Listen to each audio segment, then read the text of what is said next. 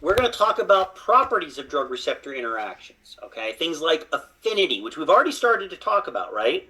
We're going to talk about things like agonism and antagonism, or agonists and antagonists, which again are things that Dr. Chatterjee has already introduced to you in biochemistry. We're going to explore them from a pharmacological perspective. We're also going to talk a little bit about the evolution of receptor theory, okay? In terms of, we've already talked about guys like Ehrlich, okay, and John Newport Langley. These were the two gentlemen in the late 19th century that started to postulate that maybe chemicals or drugs or neurotransmitters that caused some sort of biological response would work through this thing called a receptor. And again, as time progressed, our understanding of receptors and how they function began to become more sophisticated. We're going to talk a little bit about how that story evolved and how some basic models of understanding how ligands and receptors interact with one another that were developed in like the 1930s and 40s and 50s are still useful today for us to kind of visualize and understand what's going on at a cellular molecular level. All right, learning objectives for this block of instruction. We're going to talk about the law of mass action. And I mentioned this yesterday. The law of mass action is a law that describes chemical equilibrium reactions. And we've all talked about those and learned about those in our general chemistry courses or inorganic, and even in some of our organic chemistry courses. Equilibrium reactions are reversible chemical reactions, right? They have a forward reaction and a reverse reaction. And we're going to use that particular idea of chemical equilibrium reactions to describe how drugs and receptors interact with one another. Because for the most part, drug receptor interactions are reversible. Unless, of course, what type of bond forms between the drug and receptor. Anybody remember? Covalent bond. Covalent. Very good. Excellent. We're going to use the law of mass action to actually derive a formula that will help us to calculate the KD value. And remember, the KD value is a number, usually in units of concentration, that will tell us something about the binding affinity that a ligand or drug has for its receptor. Okay? And then we'll use those KD values to compare drug affinities. Okay? So if I give you a KD value of, 1 and a KD value of 100 for another drug, you should be able to tell me something about the ability of those two drugs to bind to the same receptor. Okay? Which one does it better? All right.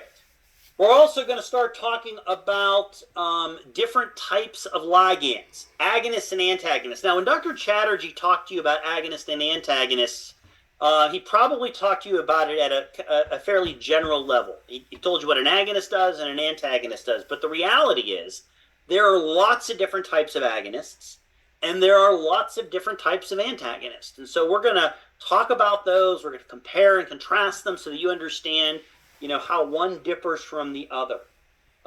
With regards to agonists, we have things like full agonists and partial agonists and inverse agonists. And you're going to learn all about those, and I'll give you specific examples of drugs that we use today that fall under each of those categories. There's lots of different types of antagonists. And if you remember, antagonists are drugs that tend to block biological responses from occurring. We have chemical antagonists, physiologic antagonists. We have competitive antagonists. We have indirect antagonists. We have allosteric antagonists. So a lot of different types of agonists there. We're also going to explore the concepts of affinity, which we've already started to talk about in a little bit more depth. And we're going to introduce a new pharmacological concept called efficacy, which tells us something about how powerful a drug is. Okay? All right. And then we're going to take a look at kind of the evolution of receptor theory, how that story evolved from the late 19th century up through the 1930s and 40s and 50s. And we're going to talk about two different models of receptor theory, the occupancy theory and the two-state theory. Okay? and how they differ from that lock and key hypothesis that Ehrlich and Langley proposed. Okay? All right. Law of mass action. Here it is. The law of mass action as applied to drug receptor interactions simply is this equation right here. So if on an exam I have a question that asks you, write out the law of mass action that describes the interaction between drug and receptors or ligands and receptors, this is what you need to write. Okay? That's it. This is the law of mass action right here. Okay? Now, we take a look at it from the standpoint of ligand receptor interactions. What we have here is we have L plus R. Okay? L stands for ligand. Okay? Ligand. R stands for receptor. So when we bring a ligand molecule and a receptor molecule in to close proximity to one another, okay, potentially what can happen is you can get the formation of a ligand receptor complex. Remember, we saw that in that cartoon example a couple of slides ago when we were just exploring KD values and binding affinity. Okay? Now, just like with any equilibrium reaction, okay, we have rate constants, okay, that describe the speed, okay, of which the forward and reverse reactions occur. Okay? And for ligand receptor interactions, those rate constants, okay, are oftentimes denoted or named as K on and K off. Okay? K on is a numeric value that describes how fast the forward reaction will occur, or the rate of the forward reaction. K off describes how quickly a receptor will come off of or a ligand will come off of a receptor. That's the reversed reaction. So K on, how quickly a ligand will bind to a receptor. K off, how quickly it will come off. Okay? Now, when we are using this law of mass action that we can use for chemical reactions, right? You learned about this when you learned about acid-base reactions in general chemistry. We're just taking that concept and applying it to ligands and receptors, okay? One of the things we always have to remember is that our concentration or amount of ligand, when we're dealing with this chemical reaction, is always significantly, like hugely larger than the concentration or number of receptors that we have, okay? That's always the case. Remember, we're talking about millions and millions and millions of ligand molecules and thousands of receptors, okay? Now, another thing that you need to keep in mind about this reaction, okay, is that when we start off this type of chemical reaction, we'll start off with some number of receptors that are unoccupied, or we refer to them as free receptors. Okay? So, like for example, let's say we have a ligand and we apply it to our biological system, and there are millions and millions of that ligand molecules, but we only have 10 receptor molecules. Okay? That R value here is going to be 10. And then what we do is we will let the reaction run and come to equilibrium. And when it comes to equilibrium, maybe what we have here are 5 ligand receptor complexes that are formed. Okay? After that reaction is run and come to equilibrium.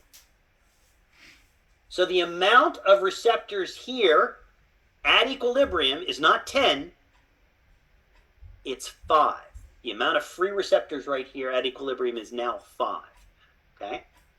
So if I could cover up this entire part of the reaction right here, the equilibrium sign and the LR over here, when we start the reaction, we start off with 10 free receptors and a bazillion ligand molecules. That's a technical term, bazillion. Okay? All right? Like Okay, nothing from you guys. You're a tough crowd. Okay. Maybe it's better that I don't see your screens, your cameras. All right, at any rate, we let the reaction run and come to equilibrium. And at the end, once the reaction is at equilibrium, we've got 5 ligand receptor complexes that are formed. So what we're left with here is 5 free receptors. Okay?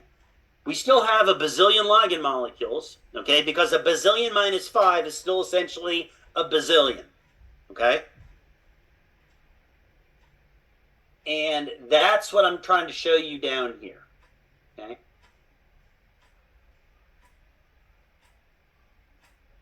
The concentration or amount of receptors that are free and available at the beginning of the reaction, okay? Or, I'm sorry, the concentration or number of free receptors that are available once the reaction comes to equilibrium is equal to the total number of receptors free that we had initially, how many were empty, how many receptors were empty, minus the number of receptors that are now bound up with ligand at equilibrium. Okay? So in our example up there, we started off with 10 right here. We had 5 drug receptor complexes that formed here, so 10 minus 5 is 5. Hopefully that math is something that you could do. Okay? There are some mornings without enough coffee that I would struggle with that, which is why I make sure I'm fully caffeinated before I get to work. Okay? Now, the law of mass action is a useful model to describe drug receptor interactions because it can help us to understand the concepts of affinity and efficacy. Okay? Affinity being how tightly or how strong the interaction is between a ligand and receptor, and efficacy describing how powerful a drug is with regards to its ability to cause a biological response. Okay? And we'll talk all about efficacy in a little bit. But let me give you a basic example that I'll use later on. We have 2 drugs that can be used for pain relief. Okay? Aspirin. Let's not use aspirin. Nobody uses aspirin anymore, right? Ibuprofen, or Advil, and morphine. Everybody would agree that we could use both of those drugs to relieve pain, right? But which one's more powerful? Morphine or ibuprofen? Morphine. Morphine, right? So we would say morphine, okay, is more efficacious than ibuprofen or Advil. It's more powerful, okay? We're going to explore those concepts a little bit more in a minute, okay? All right, now, along with the law of mass action, we have this concept called the equilibrium constant, or the KEQ. Okay, remember the KEQ from chemistry? Nyla, you have a question? Yes, I have a question. And I'm sorry, I know we talked about it earlier. No, it's okay. Go ahead. What you just said kind of threw me back to it. So I know that you said that we give the lowest dose possible because then it's going to react to, it's going to have more selectivity. But then, as you say, talk about drugs that are stronger and weaker, or more efficacious. Efficacious. That's a tough one. Efficacious. You got it. You got it. Does that also affect its target? And you know what I'm saying? Does that make sense?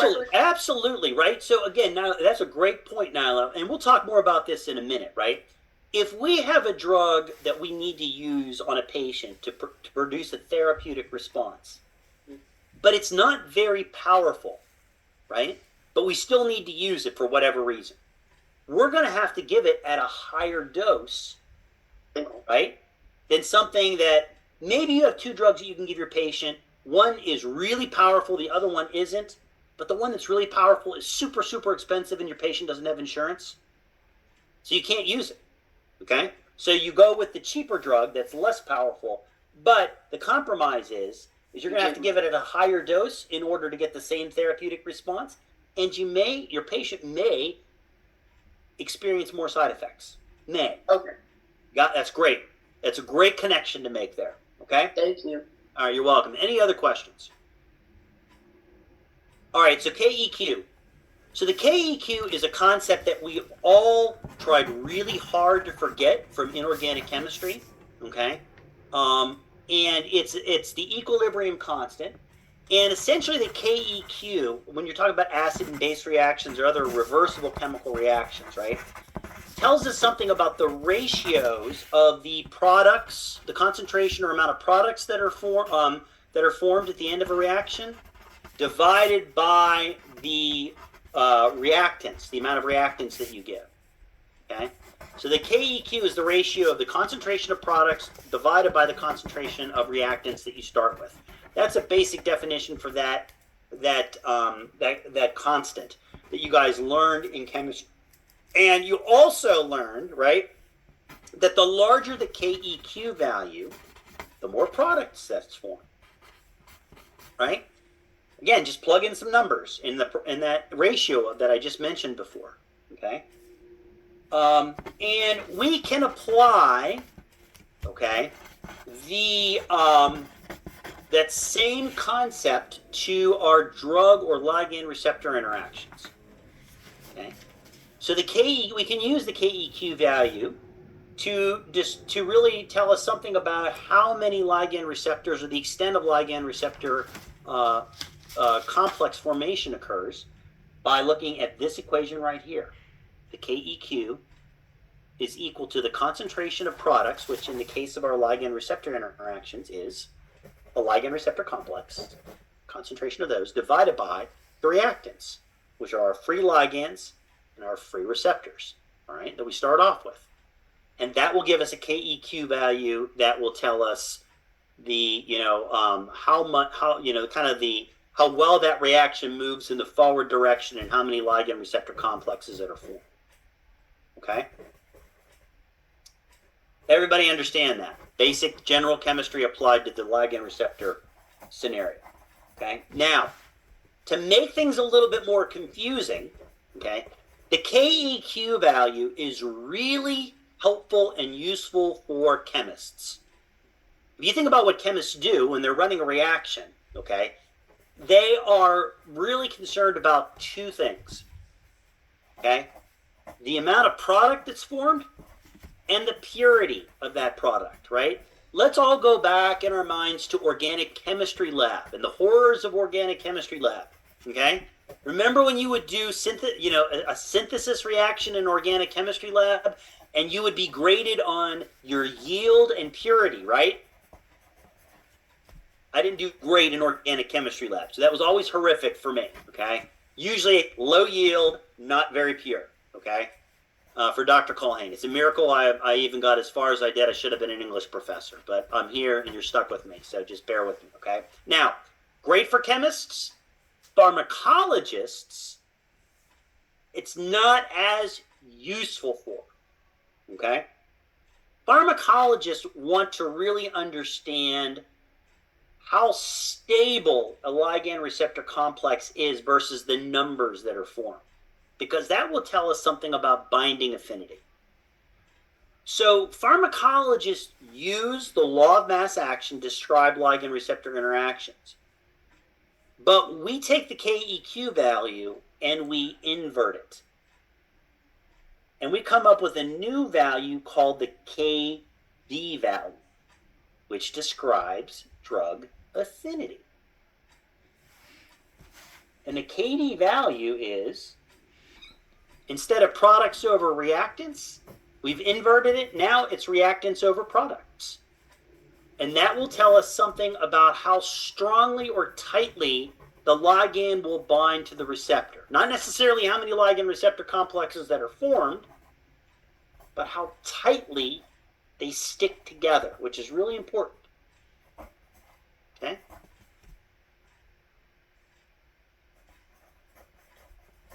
What we're looking for from a pharmacological perspective is that when we are measuring the KD value for a ligand receptor interactions, we want that value to be very, very small, right? Because we said before, the smaller the KD value, the better that ligand or drug will bind to the receptor, the tighter and more effective that interaction is, okay?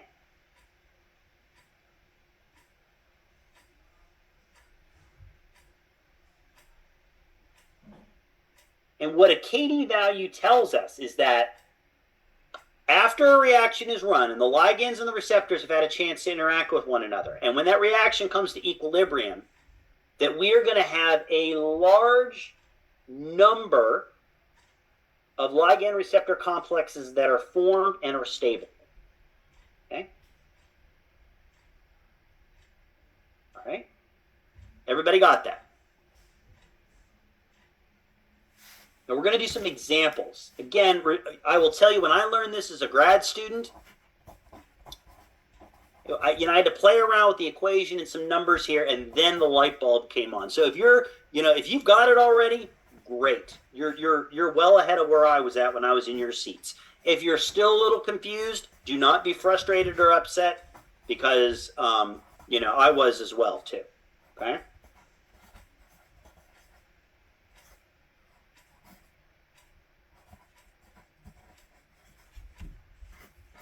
All right, so let's talk a little bit about, all right, the law of mass action, where it came from, and why we decided that we could use it as a model to help us to better understand how ligands and receptors interact with one another. We've got to go all the way back to the mid-19th century, okay, and mid to end of the 19th century, and talk about a French chemist by the name of Henri Le Chatelier. Okay? You like my French accent there? Yeah, pretty good. Not great, okay? Henri Le Chatelier. So you can, he was a French chemist that actually worked on cement and the chemistry of cement. And this is where our law of mass action and equilibrium types of reactions come from, our understanding of those. And Le Chatelier's principle states that by changing the amount or concentration, okay, of the reactants in your chemical reaction, you can shift a chemical reaction in one direction or another. You can shift the magnitude and the direction of an equilibrium reaction. Okay? Great example that I like to use here is, think of a tube of toothpaste. Okay? You get up in the morning, you get ready to brush your teeth, you pick up your tube of toothpaste, right? Think of your tube of toothpaste as a chemical reaction. If you squeeze one end of the toothpaste, not in the middle, don't ever squeeze that tube in the middle, because that's not good, okay? Squeeze it at the bottom or at the end, what happens? Toothpaste comes out of the other end. You're applying pressure or some sort of force to one end of the tube, and it causes something to happen at the other end. Same thing goes with equilibrium reactions, okay? And we can apply this general concept that Henri Le Chatelier came up with to ligand receptor interactions. And guess what? This serves as the basis of our dose response theory. The more drug you add to a biological system, the greater the response that you'll get. Up to a certain point. There's a limit to that. So here we see the law of mass action, okay? And what we're doing here is we are increasing the amount of one of our reaction constituents, which would be our ligand or drug. As we increase that, guess what? We get an increase in the number of ligand receptor complexes that are formed. Right? That makes sense. The more drug we add, the greater the probability that their drug is going to bind to receptors. And we get more complexes.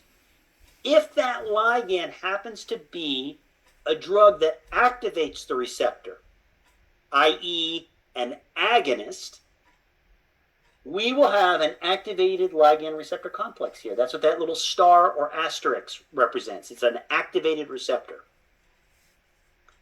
And the more of these that we have in our biological system, the greater the biological response we're going to get. Make sense? So we're applying Le Chatelier's principle of chemical equilibria to ligand receptor interactions, and we're increasing the concentration or amount of the drug that we've applied to our biological system because, again, as pharmacists, that's what you have control over, right? The amount of drug that you ask your patient to take, you tell your patient to take. You don't have any control over the number of receptors that that patient has in his body, in their body, right? But you do have control over the amount of drug that your patient can take. And as you increase that, you get more ligand receptor complexes that are formed. And if that ligand is an activating drug, an agonist, we will get a biological response. Everybody got that? Okay. Pretty simple. This is the basis of our dose response theory concept. That as you increase the dose of a drug in a biological system, you'll get an increase in the response that you get. But always remember that there's an upper limit to that for any drug. There's a point at which you can get more and more and more and more drug, but you're not going to get an increase in biological response because you've maxed out the response that system is capable of generating. Okay? Sort of like when you drive a car, right? Let's say you get into your car, whatever your car is, right? Your car's got a maximum speed. You can press that gas pedal down as hard as you want, okay? But once it gets to the floor and your car reaches the maximum speed, it's not going to go any faster, is it? Okay? And by the way, for those of you that have never driven in the snow before, please do not test this hypothesis out today, okay? With the snow on the ground. It will not end well for you, trust me, okay? All right. Now, let's start talking about the law of mass action, okay, as it applies to one of the pharmacological concepts that we've already started to explore, which is binding affinity or drug affinity, okay? Now, remember, affinity is described verbally as the strength of the attraction or interaction between a receptor and a ligand, okay?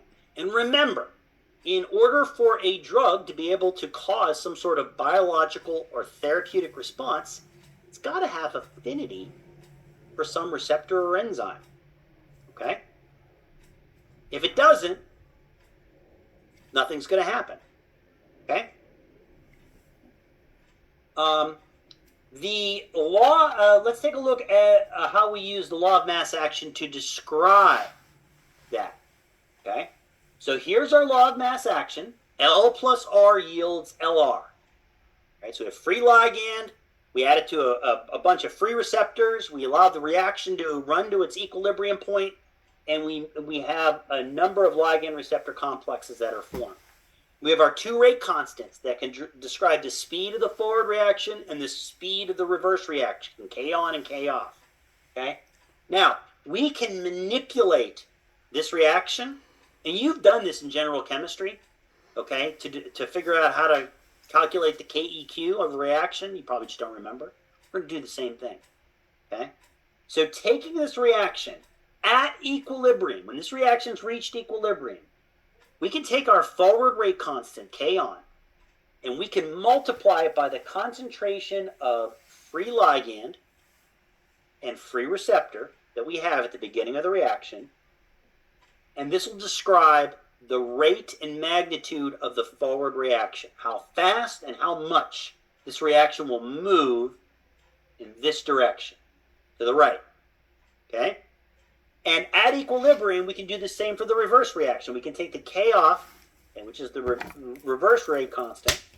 We can multiply that number by the concentration of ligand receptor complexes that are formed, and that will describe the rate and magnitude of the reverse reaction. Okay? And at equilibrium, we can set these two things equal to one another. Okay? So we start off with this.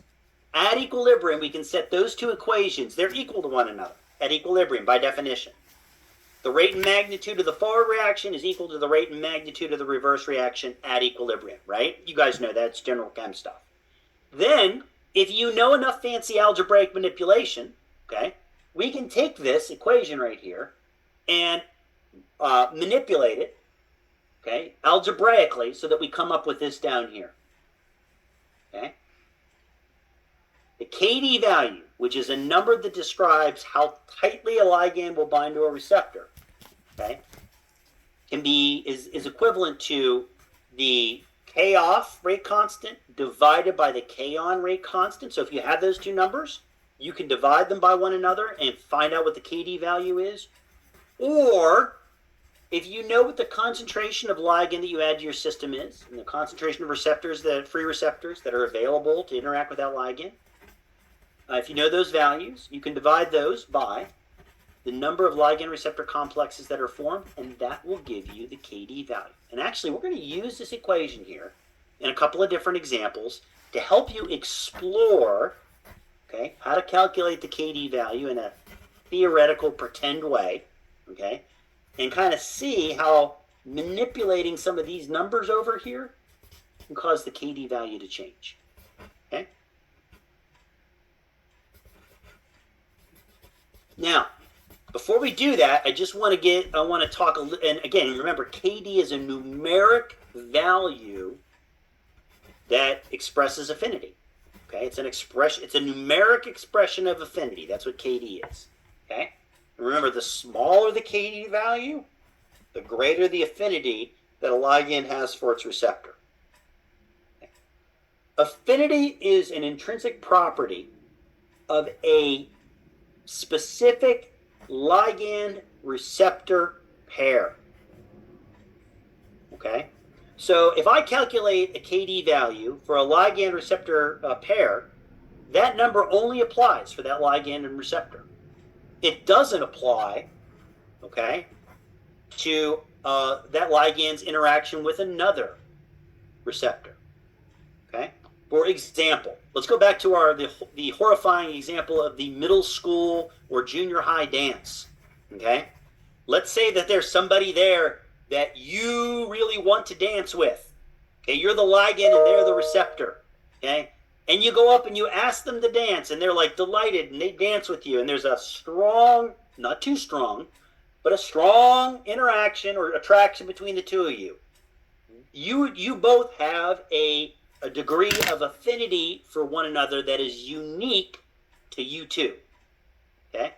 Maybe, however, later on, somebody else comes over and asks you to dance that you really don't want to dance with. Okay? You don't have a strong affinity for them. Okay? And maybe you decide that you're going to dance with them just to be nice. But when you dance with them, you hold them at arm's length. Okay? All right, you've got affinity for that other person, but it's very, very low. You're dancing with them, but not very closely. Does that make sense to everybody? So, again, same ligand, different receptors, different affinities. You got it? And again, if you're from a part of the world or you've never experienced a middle school or high school dance and you need another analogy, let me know. Okay? For those of you that have, you totally get what I'm talking about here. Okay? All right. And if you were like me at high school dances, you had absolutely no affinity for any receptors that were around because they didn't want to dance with you. Okay? Which is a horrifying experience. Okay? The receptors would run away. Okay? At any rate. All right. Enough about my high school dance experiences. Let's get back into binding affinity here. All right. We got an example that we are going to practice with. Okay? All right, let's go through the example, and then what I'm going to do is I think I'm going to put you guys into random breakout rooms and allow you to work on these, and I'll give you a few minutes, and then we'll come back. Okay? D1 and D2 are two experimental drugs. I wasn't very creative when I wrote this example. Okay? D1 and D2 are two drugs that we're experimenting with. We would like to determine which drug binds more readily to a receptor type on a single cell by calculating the affinity each drug has for this receptor. Okay? We're going to take the concentrations of D1 and D2 added to the cell is 100 nanomolar. So we're going to take 100 nanomolars of drug 1, and we're going to take 100 nanomolar of drug 2. We're going to add it to the cell, and we're going to measure how many drug receptor complexes that are formed. Just kind of like what we did a couple of minutes ago, a couple of slides ago. Okay? The concentration, okay, of receptor on each cell is 10 nanomolar. Okay? Each drug is added to the cell. The drug receptor complexes are formed, so we allow that reaction to come to equilibrium. Okay? We wash off any excess drug, and we measure the number of drug receptor complexes that are formed. Okay? After the addition of each drug to the cell, the following measurements were made. Okay? We get, when drug 1 is added to our cell at 100 nanomolars, we get 5 nanomolars worth of drug receptor complexes that are formed. Okay?